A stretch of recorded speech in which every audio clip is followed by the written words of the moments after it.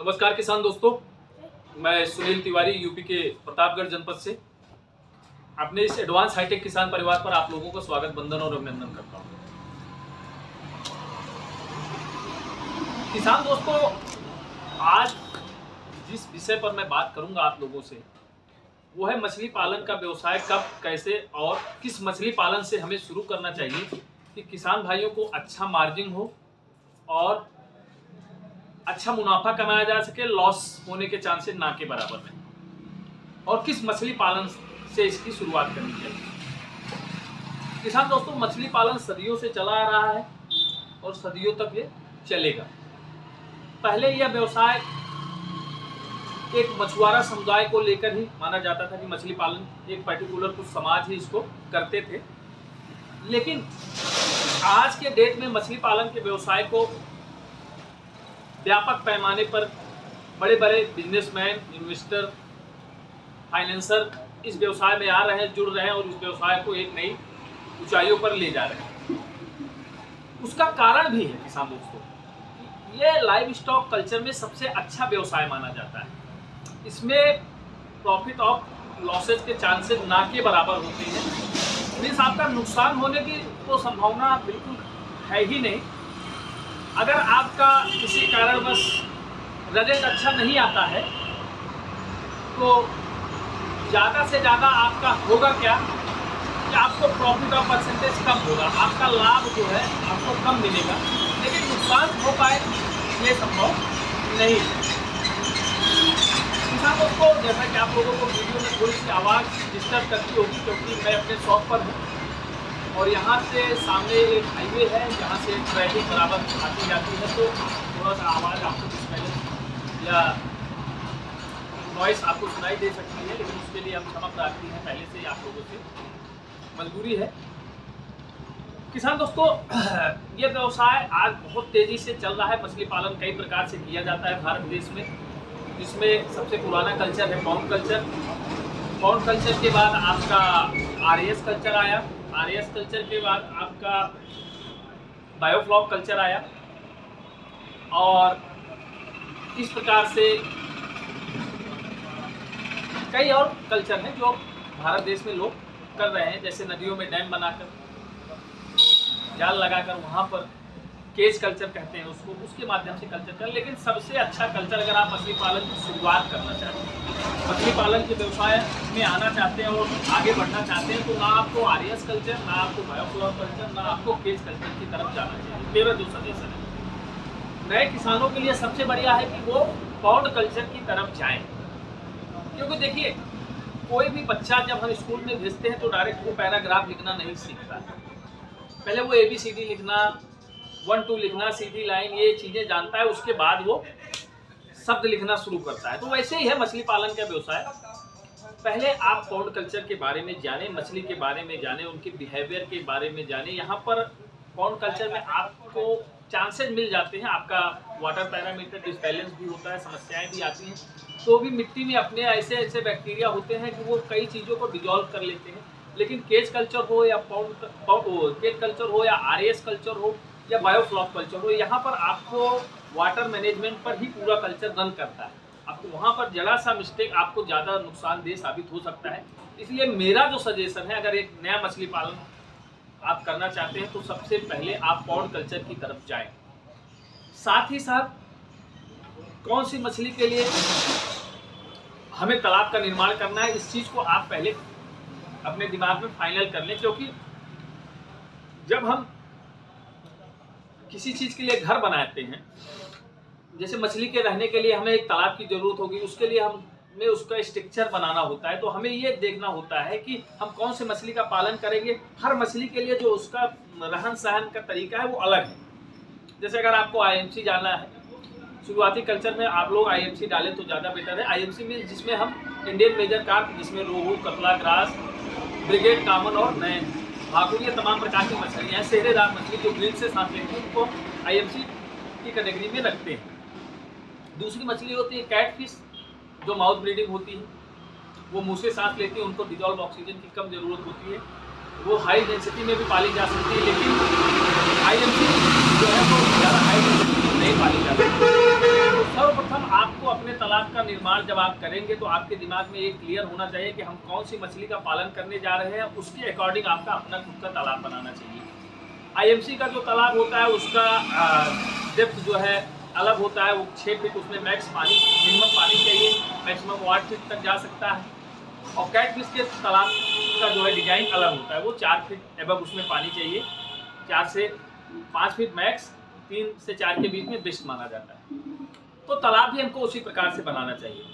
Catfish जो है totally planktons पर नहीं सर्वाइव कर सकती, उनको हमको बाहर से कॉमर्शियल फीडिंग कराना होता है रिजल्ट के लिए। वो इन्वेस्टमेंट उसमें थोड़ा सा ज़्यादा होता है, प्रॉफिट ऑफ परसेंटेज ज़्यादा है लेकिन इन्वेस्टमेंट भी आपका उसमें ज़्यादा होता है। लेकिन जो छोटे किसान हैं जो मछली पालन के व्यवसाय को शुरू कर रहे हैं और पूंजी से कमज़ोर हैं,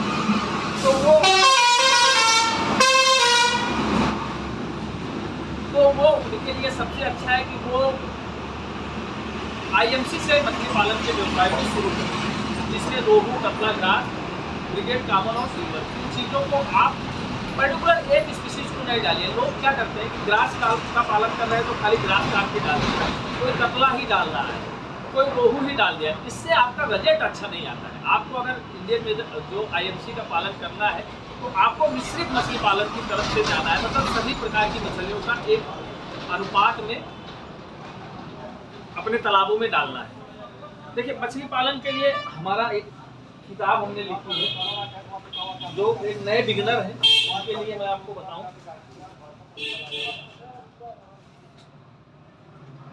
तो मछली पालन जो शुरू करना चाहते हैं उनके लिए मेरी एक किताब है, मछली पालन कैसे करें। इसमें तालाब प्रबंधन, हाई डेंसिटी, बायोफ्लॉक कल्चर, तमाम चीज़ों पर इसमें डिटेल से आप लोगों को बताया गया है। ये किताब भी आपको अपने मछली पालन के व्यवसाय में, इसमें तालाब निर्माण से लेकर मछलियों को होने वाले डिजीज और तमाम प्रकार की चीज़ों को बिल्कुल साधारण शब्दों में किसान भाइयों को बताया गया, जिससे वो इस चीज़ को आसानी से समझ पाए। आप लोग चाहें तो ये किताब आप मंगा सकते हैं, नहीं चाहें तो बाकी तो मेरा नंबर आपके पास है। अगर आप अपनी कोई समस्या है आप हमसे डायरेक्ट कांटेक्ट कर सकते हैं, मैं उस पर जरूर आपको राय दूँगा। किसान दोस्तों, आईएमसी के साथ साथ आप, अगर आपके पास पूंजी है, आप इन्वेस्टमेंट करने की क्षमता है, तो आप तमाम प्रकार के मछलियाँ हैं, आप हाई वैल्यू की मछली भी पाल सकते हो, पंगास का भी पालन कर सकते हो। पंगास आज भारत देश में सबसे ज़्यादा व्यापक पैमाने पर की जाती है, बहुत ही हर मार्केट में एक्सेप्टेबल है। लेकिन इसमें हमें फ्लोटिंग फीड की जरूरत होगी, कमर्शियल फीड हमको खिलाना होगा। उसके लिए हमें एक मछली पे कम से कम 60 से 70 रुपए के बीच फीड का कॉस्ट आएगा, वो आपको रखना पड़ेगा, तभी आप इस मछली कैटफिश में आप सफल हो पाएंगे। तो अगर आप मछली पर, मेरे कहने का मतलब अगर आप मछली पालन की शुरुआत कर रहे हैं तो सर्वप्रथम आपको आपका बजट क्या है इस पर ध्यान देना होगा। दूसरा, आपका तालाब कितना बड़ा है इस पर ध्यान देना होगा, क्योंकि तालाब के अकॉर्डिंग हम उसमें मछली का पालन डालेंगे, मछली का सीड डालेंगे। तीसरा, हमें उसमें ओवर स्टॉकिंग नहीं करना है, हमें फीड मैनेजमेंट का ध्यान देना है, हमें पानी वाटर मैनेजमेंट का ध्यान देना है, हमें बीज डालने से पहले अपने बजट को ध्यान में रखते हुए उतना ही बीज अपने तालाबों में स्टॉक करना है जितने को हम सर्वाइव करा ले जाएं और इजीली हार्वेस्टिंग के कंडीशन पर ले जाएं। कई किसान भाई बहुत गलती करते हैं, अब उनका बजट 5000 बच्चे का है कल्चर करने का, वो 15000 बच्चे डाल दिए कैटफिश का। तो भाई जब आप उसको खिलाओगे नहीं तो आपको प्रॉपर रिजल्ट मिलेगा नहीं, आपका नुकसान होना तय है।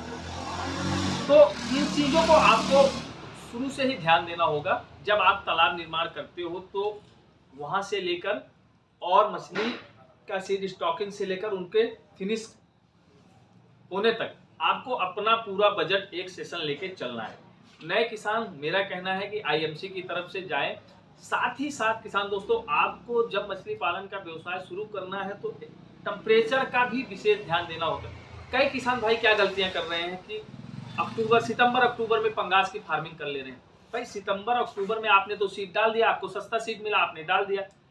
नवंबर दिसंबर, जैसा कि अब दिसंबर का सर्दियों का महीना है, इस समय पंगास को सरवाइव करा पाना संभव नहीं हो रहा है। किसी की 100 ग्राम की मछली है, किसी की 150 ग्राम की मछली है, फोन पर डे आता है, तिवारी जी बिकवा दीजिए, ये कर दीजिए, मर रही हैं, तमाम प्रकार की समस्याएं आ रही हैं। तो किसान दोस्तों देखिए, मैं भी सीड सप्लायर हूँ, अब मुझसे सीड मांगोगे मैं दूंगा, लेकिन मेरा प्रयास रहता है मैं किसान भाई को पहले ये चीज़ें बता दूं कि भाई ये जो पंगास है ये 2 महीने 2.5 महीने में तैयार नहीं हो पाए, मिनिमम इसको 6 महीने का समय चाहिए ही चाहिए।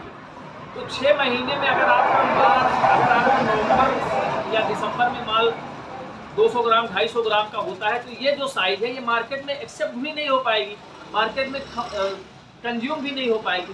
व्यापारी अगर कोई लेगा भी तो औने पौने दाम पे आपको लेगा। आपने उस पर जो फीड खिलाने पे खर्च किया है वो तो आपका पूरा जा रहा है, लेकिन आपको प्रॉफिट ऑफ परसेंटेज बहुत कम मिल रहा है, आपका फीड कॉस्ट निकलना भी संभव नहीं हो पा रहा है। ऐसी तमाम प्रकार की समस्याएं, मैं किसान भाइयों में वही बात आप लोगों से करता हूँ जो मैं प्रैक्टिकल देखता हूँ। ये समस्याएं आ रही हैं, तो आप लोग अगर पंगास की फार्मिंग कर रहे हैं तो बेटर होगा कि मार्च अप्रैल मई तक आप अपने तालाबों में पंगास का सीड स्टॉक कर लें और कल्चर चालू कर दें, जिससे इजीली वो 1 केजी में हार्वेस्टिंग हो जाए। अब अगर कोई किसान भाई नवंबर, अक्टूबर, सितंबर, अक्टूबर में सीड स्टॉक करता है तो उसके पास ये सुविधा होनी चाहिए कि जैसे कि सर्दियों का मौसम है, वाटर एक्सचेंज की सुविधा हो, तभी वो अपने तालाबों में मछली का पालन करे। नहीं तो उसको पंगास या रूपचंद कैटफिश की तरफ नहीं जाना चाहिए, वो आईएमसी की तरफ जाए। और सर्दियों में आईएमसी को भी डालना, जैसे अब नवंबर के दिसंबर चल रहा है, ऐसे कंडीशन में अगर आप आईएमसी भी डालते हो तो आपको आपके अकॉर्डिंग अपेक्षानुरूप रिजल्ट देखने को नहीं मिलेगा। उसका कारण है किसान दोस्तों, सर्दियों में मछलियां का जो बॉडी टेम्परेचर है वो डाउन जाता है, क्योंकि ऊपर का टेम्परेचर डाउन जाएगा तो वो बॉटम पर स्थिर होती जाएंगी और बॉडी मूवमेंट उनका ना के बराबर होता है, वो एक जगह शिथिल होकर बैठ जाती हैं। ऐसी कंडीशन में उनका ग्रोथ जो है काफ़ी प्रभावित होता है, क्योंकि वो जब कोई चीज़ वो खाएंगी नहीं तो वो ग्रोथ करेंगी कहाँ से, खाएंगी नहीं तो भोजन डाइजेस्ट नहीं होगा, और जो खा भी लेंगी और बॉटम पर बैठी है तो तमाम प्रकार की समस्याएं आपको सर्दियों में देखने को मिलती है। तो मेरा तो सजेशन है कि मिड सर्दियों में दिसंबर जनवरी में अगर आप सीड स्टॉक करने का सोच रहे हो तो आप थोड़े से प्लान को पोस्टपोन कर दो, मार्च तक ले जाओ, फरवरी में 15 के बाद आप सीड स्टॉकिंग का प्लान करिए। तब तक सर्दियां जा चुकी होती हैं और ठीक ठाक टेम्परेचर होता है और ग्रोथ का वो भी टाइम है। तो अगर आप शुरुआत कर रहे हो तो आपको मौसम का भी ध्यान देना होगा। तालाब निर्माण से लेकर हमें किस मौसम में कौन सी मछली का पालन करना है, कितना पालन करना है, इन सब चीज़ों पर भी आपको एक बार फोकस करना होगा। अगर आप लोग मछली पालन के व्यवसाय को शुरू ही करना चाहते हैं, आपको कहीं कोई बेसिक जानकारी नहीं है, तो आप ये किताब मंगा लीजिए। इसमें हमने डिटेल से इन चीज़ों को बताया है। बाकी अगर आप चाहते हैं तो YouTube पर मैं हर विषय पर आप लोगों के साथ लाइव आकर जुड़ता हूँ, आपसे बात करता हूँ, आपकी समस्याओं पर प्रयास करता हूँ कि ईमानदारी से, सच्चाई से जो भी हो वो बताया जाए। तो किसान दोस्तों, ये था हमारा आज का वीडियो। हो सकता है 4 पॉइंट हमसे छूट गए हो तो कभी आप लोगों से बात कर लेंगे, लेकिन जो मैंने बताया है वो बहुत ईमानदारी से 100% सच्चाई। अगर आप इन चीज़ों को अप्लाई करते हो अपने मछली पालन के व्यवसाय में तो आपको कभी नुकसान नहीं होगा, ये मेरी गारंटी है। चलिए किसान दोस्तों, इस वीडियो को मैं यहीं पर समाप्त करता हूँ। आप लोगों से नए वीडियो, नए टॉपिक पर मिलेंगे। तब तक के लिए जय हिंद, जय भारत।